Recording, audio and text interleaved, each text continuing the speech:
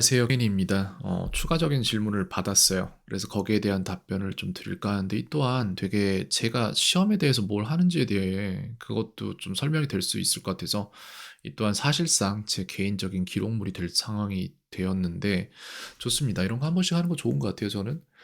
볼게요. 이렇게 선생님처럼 가르치는 학습법, 공부법은 처음이에요. 비단 가르치기만 하는 것이 아닌 아이가 어떻게 공부하고 그걸 익히는 과정, 그 안에 세세한 기록까지 암기라는 프로그램을 이용해서 단순 암기만 하는 게 아니라 아이가 평상시 하는 말로 문법이 공부되고 단어가 암기가 되고 입으로 이거 읽어줄 수 없겠니? 잠깐만요. 이거 혹시 이렇게 선생님처럼 가르치는 학습법, 공부법은 처음이에요. 비단 가르치기만 하는 것, 아이가 어떻게 공부하고의 세세한 기록까지 소요시간이라든지 라는 프로그램만 이용해서 단순 암기만 하는 게 아니라 아이가 평상시 하는 저는 그냥 다 읽어봤거든요, 솔직히. 그래서 그냥 넘어가겠습니다. 네, 엄청난 시간을 투자하는 공부가 실질적인 영어 회화. 이게 왜 그러냐면은 이게 진짜 웃긴 건데요. 보세요. 제가 이거를 설명을 드릴게요. 이거 알고 계시면 정말 좋아요. 어디 가서도 속을 일이 없습니다. 왜 이렇게 해야만 하는지에 대한 얘기를 해드리겠습니다. 그래서 왜 말하기가 언어의 왕인가 이 얘기를 할 건데 요걸 할 일이 아니구나. 지우고 캔버스로 갈게요.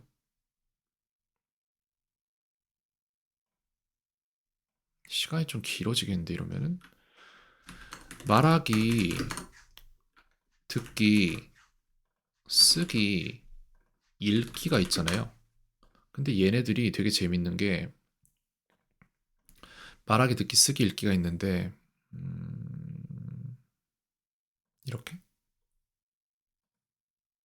이렇게 네, 말하기, 듣기, 쓰기, 읽기가 있는데 여기에서 재밌는 게 요 네 가지가 각각 굉장히 다른 부분이라고 생각하지만 사실상 밀접한 연관이 있죠. 언어라는 거 하나이기 때문에 보세요. 말할 수 있으면은 자기가 할 수 있는 말은 들을 수 있어요.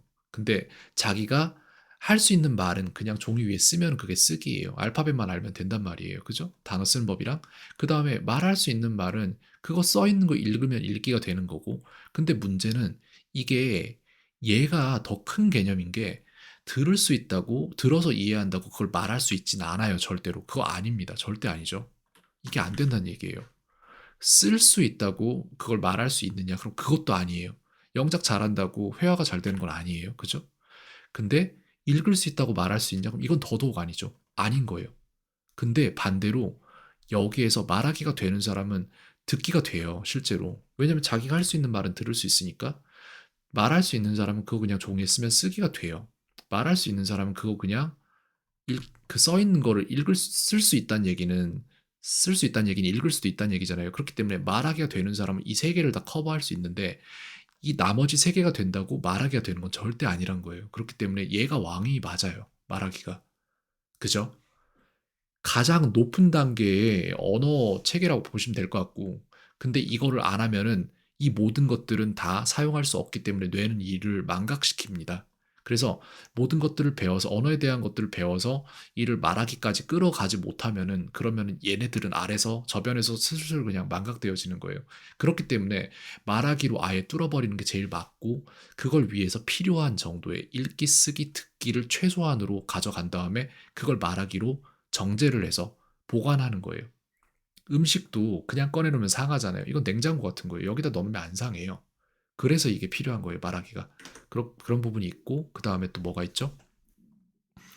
시험을 보게 되는데 시험 기간에 동일하게 수업 진행하느냐, 이거 하셨는데, 네. 왜냐면은 저는 수능이랑 내신 다 봤던 선생님이라서 지금 그걸 안 한다 뿐이지 그걸 못 하는 게 아닙니다. 그걸 해봤자 의미가 없는 걸 알기 때문에 그래서 그걸 안 하기로 하고 문법까지 저는 어, 문법까지 원어로 가르쳐요. 네, 그렇게 하고 있습니다. 요렇게 하고 있어요. 그리고 아이들이 문법까지 원어로 가르칠 수준이 안 되는 아이들도 있어요. 그런 경우에는 그냥 한국어로 가르치기도 하는데 결과적으로는 문법까지로 원어로 다 알아듣게 만들어요. 못 알아듣는 말을 알아듣게 만드는 게 제 직업이기 때문에 그걸 점점 만들어가는 거고 그 다음에 숙제만으로 충분한지라고 하셨는데 제가 내는 숙제의 스펙트럼을 아직 다 못 보셨기 때문에 그러시는 거고요. 네. 숙제만으로 충분하지 않을 방법은 없습니다. 계속해서 숙제를 이 아이가 도달해야 될 목적지 B에 도달하기 위한 현재 아이의 실력 A를 상태를 체크를 하고 그 사이에 필요한 모든 징검다리를 다 놔주는 거예요. 모든 디딤돌을 다 놔줍니다. 문제집을 따로 풀어도 될지. 이거 같은 경우에는 또 이렇게 말씀드릴 수 있는데 지금 시점에는 하고 있진 않지만 예전에 했던 거를 말씀을 드리자면은 글쎄요. 플레이리스트에 있지 않을까? 여기 보면은 지금 없나? 어디에다 놔뒀을까?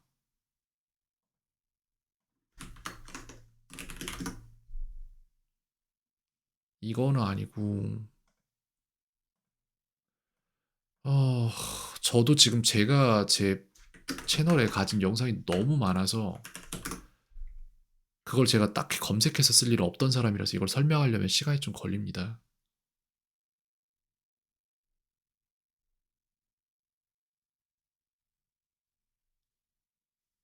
이게 더 있나 혹시? 더 있네. 여기 있잖아요. 예를 들어 이런 게 있어요. 3800제라는 게 있죠. 이게 뭐냐면은 여기에 플레이리스트로 가고 싶은데 어떻게 해야 되지? 3800제라는 플레이리스트가 있을 텐데 이거를 좀 열어서 보고 싶은데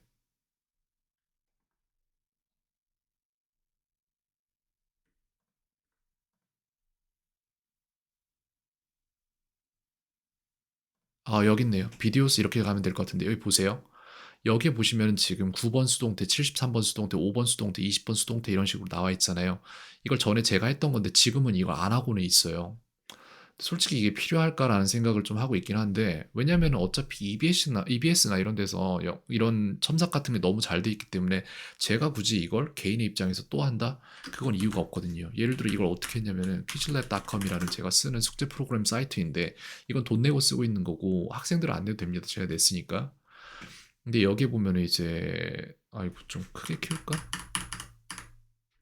여기 보시면은 제가 학습 세트로 가서 폴더로 갈까? 이것도 제가 지금 음, 보겠습니다.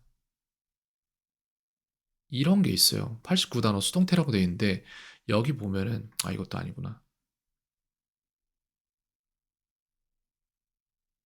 내가 어떻게 만들어 놨더라 그 당시에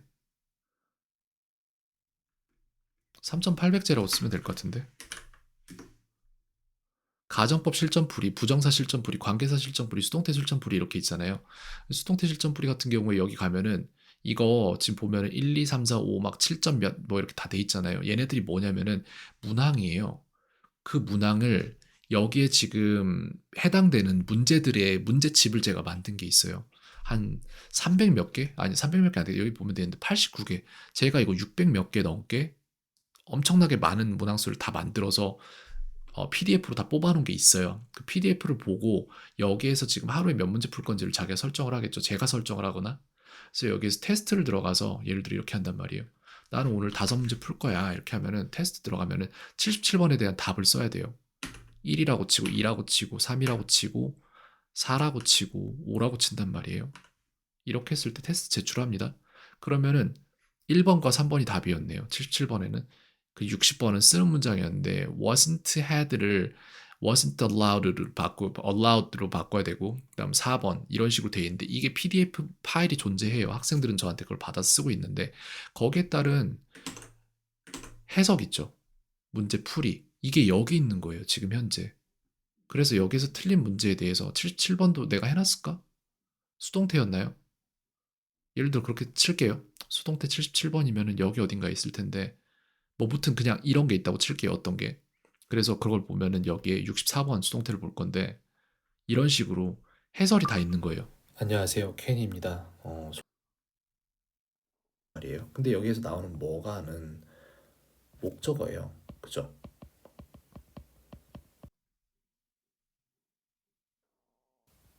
이런 식의 해설을 다 달아놓은 게 있어요.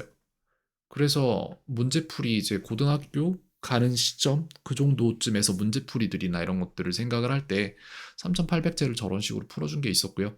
그 다음에 아이들 지금 현재 문제 갈아주고 있는 거는 여기에 보시면은 이런 게 있어요. 예를 들어 기말이라는 데 보면은 이게 지금 여기 레일라가 봐야 되는 아이고 이걸 이렇게 해야 되는구나. 이걸 다 열어서 보면 학교에서 받은 프린트물이에요, 얘네들은. 이거 전부 다 지금 여기 많잖아요, 되게 뭐가. 그죠? 이거를 싸그리 다 갈아준 거예요. 예를 들어서 여기서 보시면은 어디 있을까? 여기 있잖아요. 통계를 보시면은 지금 카드가 몇 개 갈려 있냐면은 259개의 문제가 문항에 갈려 있거든요. 그래서 이런 식으로 보면은 relax, 여기에 있는 단어 중에 relax가 나와 있죠. 이런 식으로 여기에 아마 relax가 있을 거예요. 어딘가에 있잖아요, 여기.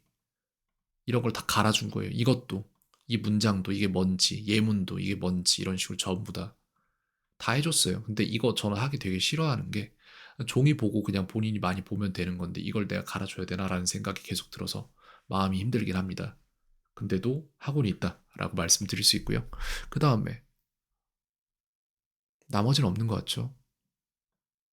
수업은 진행합니다. 왜냐면은 제가 시험 공부를 안 시키는 게 아니기 때문에 네, 따로 시험 공부를 진행하게 됩니다. 숙제만으로 충분한지를 말씀을 주셨는데 네, 충분하지 않을 수 없게끔 충분하게 만들고 있어요. 그 다음 집에서도 문제집을 따로 풀어도 될지 하는 게 좋죠. 할 수 있다면. 근데 어떻게 하실까요? 그건 잘 모르겠네요.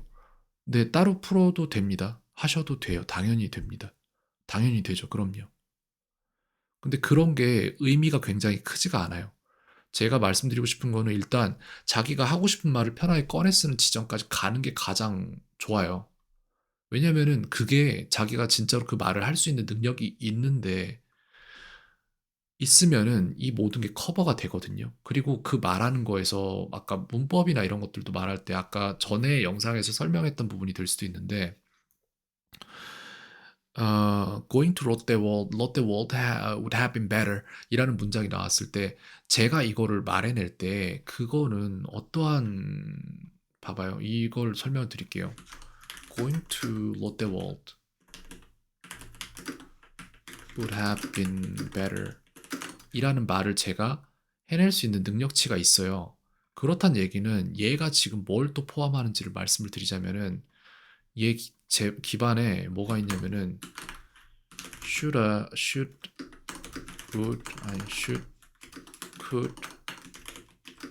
would have past participle 이게 들어간다는 얘기예요. 이거에 대한 기본적인 문법 정보가 있고 그 다음에 저기에 저걸 꺼내서 쓸 수 있는 그런 정보도 있고 가정법에 대한 정보도 당연하게 들어가겠죠. 그렇기 때문에 이거를 내가 이걸 달달 외워서 써야 되는 상태가 아니라 그냥 말이 되는 상태가 되면은 이런 문법 전체가 커버가 된다는 말씀을 드리고 있는 거예요. 대장금이랑 같은 건데 예를 들어서 이런 문장을 만들었어요. 근데 선생님이 깜짝 놀라서 예를 들어서 선생님이 냈던 문제는 이거였단 말이에요. 과거 시제만 내려고 나는 롯데월드에 가고 싶었다 라는 문장을 영작하라고 했는데 이거의 답은 예를 들어서 I wanted to go to 롯데월드였어요. 이거였단 말이에요. 근데 아이가 이거에 대한 영작을 어떻게 해버렸냐면은 I wanted to go to 롯데월드 이렇게 하고 going to Lotte World would have been better 이것까지 문장을 뽑아버렸단 말이에요. 이렇게까지 만들어버렸어요, 답을. 그러면 선생님은 깜짝 놀란단 말이에요. 뭐야 얘? 이렇게 되는데 물어보겠죠. 너 어떻게 이거 만들었어? 그러면은 그냥 롯데월드에 가는 게 더 나았을 수도 있겠다라는 생각이 들어서 이 문장을 만들었어요 라고 할 거잖아요. 그러니까 선생님은 또 물어볼 거예요. 그러니까 그걸 네가 어떻게 알았어? 이렇게 물어볼 수 있죠. 물론 이런 강압적인 태도는 아니겠지만 그러면 학생은 그냥 롯데월드에 가는 게 더 나았을 수도 있겠다라는 생각이 나서 만들었어요 라고 말할 거잖아요.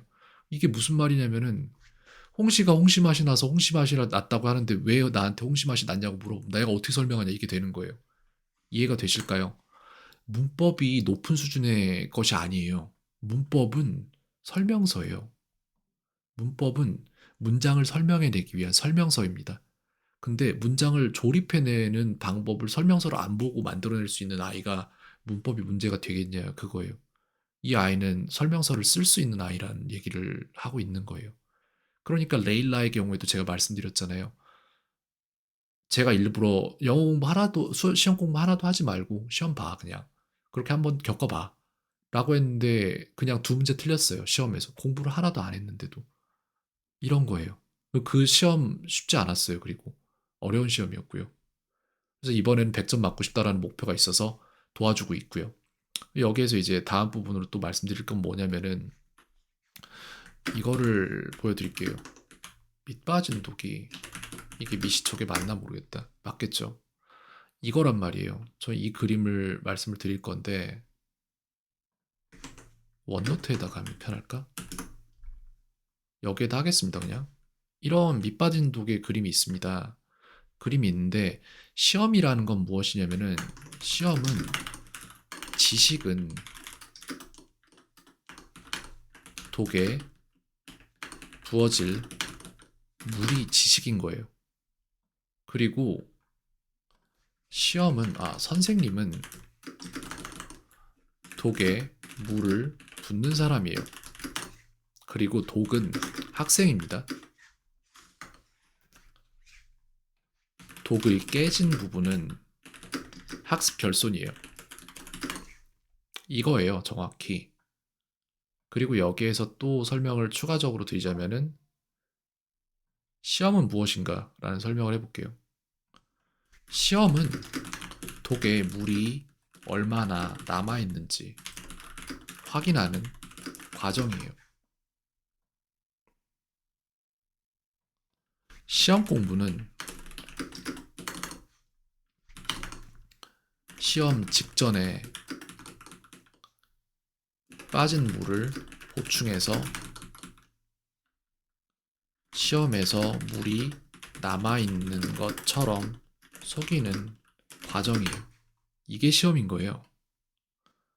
그 다음에 시험 공부 자체가 독이든 성배인 이유.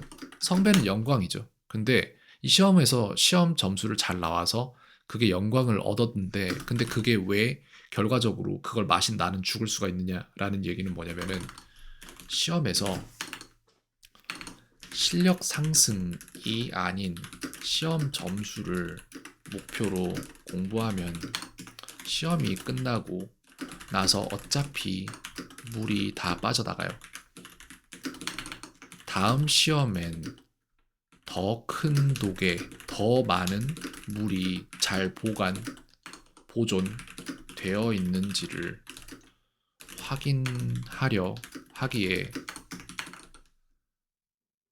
외울 게 더 많아짐.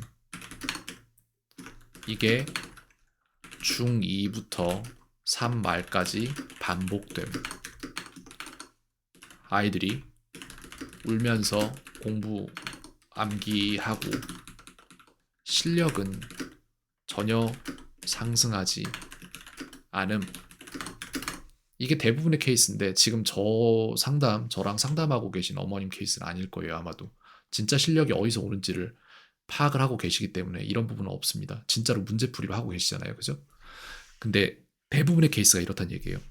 그리고 나서 고등학교 1학년, 고등학교 가서 모의고사 시작되면 1학년이라고 할게요.